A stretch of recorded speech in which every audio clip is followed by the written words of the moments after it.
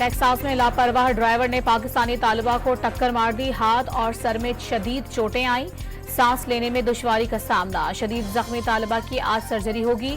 Driver ने यह भी ना देखा कि जिंदा हूं या नहीं। पाकिस्तानी तालिबा दानिया जहीर की गुफ्तगू। पाकिस्तान के कौंसिल जनरल आफ्ताब चौधरी, साबिक विफाकी वजीर बाबर गौरी और दीगर ने तालिबा की अयादत की। मुश्किल की घड़ी में साथ खड़े रहने का आज़म।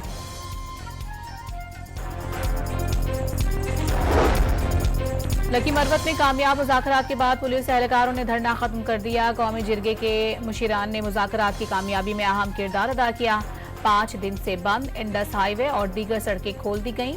पुलिस पर हमलों के खिलाफ एहलकार एहतजाज कर रहे थे।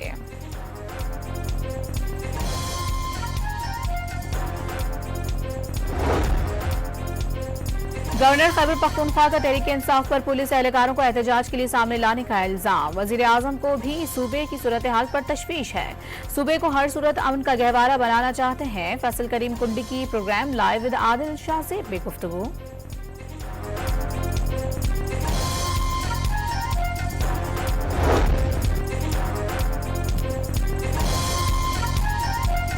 वज़ीर आला खैबर पख्तूनख्वा का अफगान कौंसिल जनरल से मुख्तलिफ मामला पर तबादला ख्याल। अली अमीन गंडापुर का विफाक को जिरगा तश्कील देकर अफगानिस्तान से बातचीत करने का मशवरा।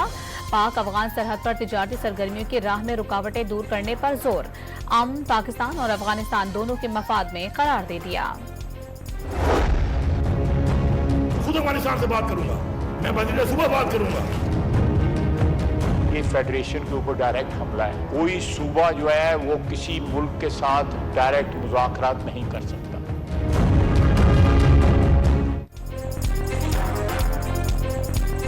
वज़ीर आला खैबर पख्तूनख्वा के अफगानिस्तान से मुज़ाकरात के लिए वफ्द भेजने के बयान पर हुकूमत नाराज। वज़ीर दिफा ने अली अमीन गंडापुर का बयान विफाक पर हमला करार दे दिया। वज़ीर आला खैबर पख्तूनख्वा जिस रास्ते पर चल रहे हैं वो जहर कातिल है। ख्वाजा आसिफ का कौमी असम्बली में इजहार ख्याल। लाहौर में डेरा गाजी खान कोयटा रोड पर सीटीडी की कार्रवाई में फितनतुल खवारिज के 2 दहशतगर्द हलाक और 2 फरार हो गए। दहशतगर्दों के ठिकाने से दस्ती बम और बारूदी मवाद बरामद।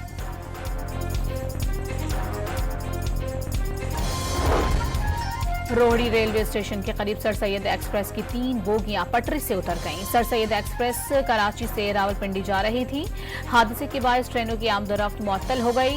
रेलवे एहलकारों ने पटरी की मुरम्मत का काम शुरू कर दिया।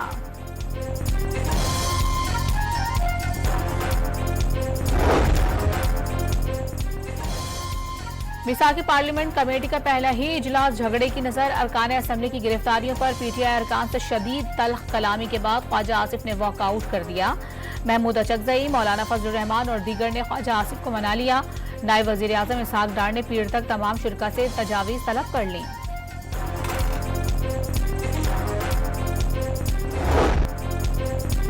IMF से $7 अरब कर्ज के नए प्रोग्राम पर मामला तय पा गए। 25 सितंबर को आलमी मालियाती इदारे के बोर्ड का पाकिस्तान के मामले पर इजलास तलब। वज़ीर खजाना का मुल्क की मईशत तरक्की की जानिब गामजन होने पर खुशी का इजहार। तर्जुमान IMF ने भी कर्ज प्रोग्राम की मंजूरी का इम्कान जाहिर कर दिया।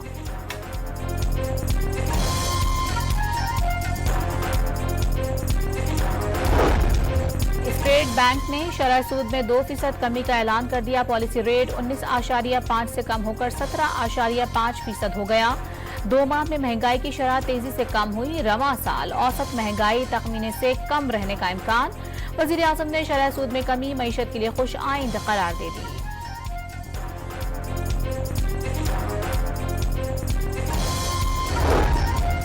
वज़ारत खजाना का महंगाई के तनासुब से पेंशन बढ़ाने का फैसला। पेंशन में इजाफा सालाना महंगाई के 80% के बराबर किया जाएगा। वज़ारत खजाना की जानिब से रिटायर्ड सरकारी मुलाजमीन की पेंशन में इजाफे से मुतालिक नोटिफिकेशन भी जारी कर दिया।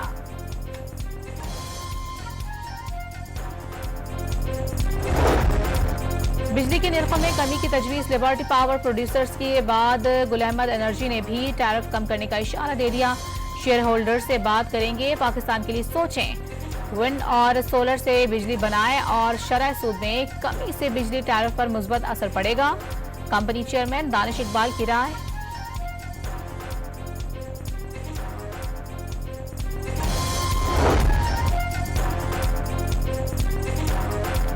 NA 171 रहीम खान की नशिस्त तहरीक इंसाफ से छिन गई। ज़िमनी इलेक्शन पीपल्स पार्टी के नाम गैर हतमी नताइज में मखदूम ताहिर रशीदुद्दीन 1,12,893 वोट लेकर कामयाब। PTI के हसन मुस्तफा 57,662 वोट हासिल कर सके। कामयाबी पर जियालों का जश्न।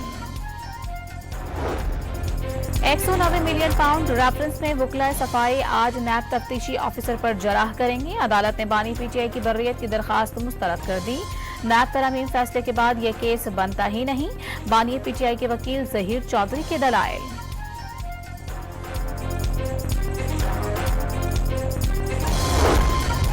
PTI ने आज का एहतजाज मौखर करने का ऐलान कर दिया। NOC हो या ना हो, लाहौर में 21 सितंबर को जलसा हर सूरत किया जाएगा।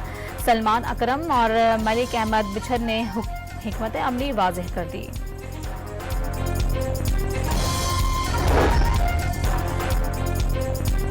कराची में चुप ताज़िए का पहला मातमी जुलूस निशर पार्क से बरामद। MA जिन्ना रोड समेत मुकर्रर रास्ते से होता हुआ मूसा लैन पर इख्तिताम पजीर होगा। दूसरा जुलूस दोपहर 1 बजे रिजविया सोसाइटी से बरामद होकर शाह नजफ इमाम बारगाह मार्टिन रोड पर खत्म होगा। जुलूस के रास्ते की गलियां और सड़कें कंटेनर लगाकर बंद कर दी गईं। कराची, हैदराबाद, लाड़काना और सखर में मोटरसाइकिल की डबल सवारी पर आज से 17 सितंबर तक पाबंदी आयद। IG सिंध की दरखास्त पर महकमा दाखिला सिंध ने पाबंदी का नोटिफिकेशन जारी कर दिया।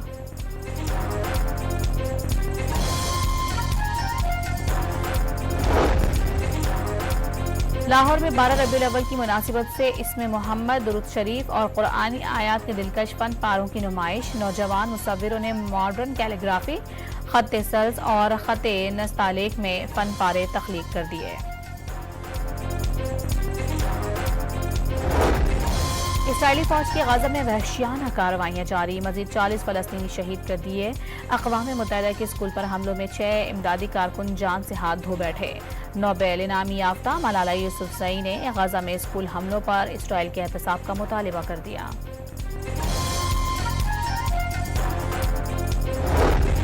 अमेरिका के साबिक सदर डोनाल्ड ट्रंप ने डेमोक्रेट उम्मीदवार कामला हैरिस के साथ एक और मुबाहिसा करने से इनकार कर दिया। नायब अमेरिकी सदर ने एक और मुबाहिसे की पेशकश की थी। डोनाल्ड ट्रंप से मुबाहिसे के बाद कामला हैरिस ने 24 घंटे में $4 करोड़ 70 लाख जमा कर लिए।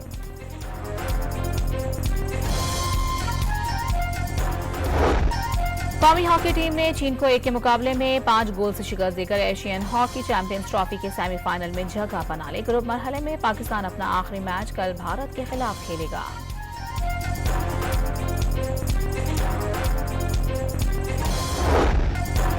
चैंपियंस कप के इफ्तिताही मैच में मारखोर्स ने पैंथर्स को 160 रन के भारी मार्जिन से हरा दिया। 348 रन हदफ की ताकुब में पैंथर्स 187 रन पर ढेर। मारखोर्स के कामरान गुलाम ने 115 रन की शानदार इनिंग खेली।